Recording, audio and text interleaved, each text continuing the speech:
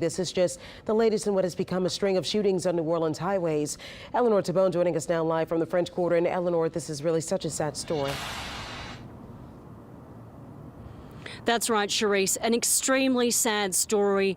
Johnell Hampton was shot and killed on I-10 on Monday. We spoke to his grandfather, who now lives in California.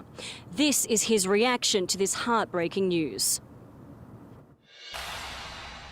Oh man, this little dude here, he was just full of life and so vibrant.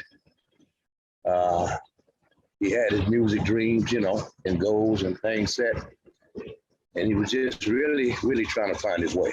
According to the coroner, this crash site here at the intersection of Bundy Road and North I-10 Service Road is where 21-year-old Johnell Hampton died. New Orleans police say the 21-year-old and another man were inside a black Dodge when they were shot. As a result, the car veered through a fence and onto the interstate where it crashed into a white Nissan. Inside the Nissan, a woman suffered a gunshot wound and a 35-year-old man and a 38-year-old woman who were critically injured in the crash. At 21, like you said, it's so young, you never get an opportunity to experience anything. This afternoon, a 25-year-old man was shot several times while driving on I-10 eastbound near the Louisa exit. As of last week, there's been 5 interstate shootings. In 2022, there were 3 homicides and 4 non-fatal shooting incidents on I-10, according to the Metropolitan Crime Commission. This is a huge loss. You know, for me personally, this is a very huge loss. John Banks Morgan is now trying to come to terms with the loss of his grandson from thousands of miles away. But I just know I lost the one and only grandson I had, which is a huge part of, you know, a man's legacy is his children, but for sure the boy.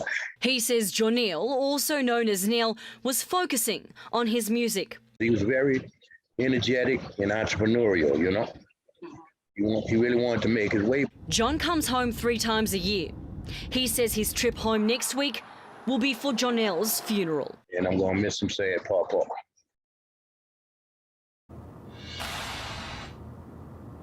Charisse and Devon, I spoke to Miss Kim Williams last week. She lives in Slidell and she was travelling along I-10 when her car was also shot. Now, when we spoke to her, she said her greatest concerns is for anyone travelling on I-10 that has someone in the backseat. At the time, no one was in the backseat of Miss Kim's car, but she says her greatest concern is for anyone travelling on I-10 and a shooting like this happens and there is children in the backseat. Reporting live, Eleanor Tabone, Eyewitness News.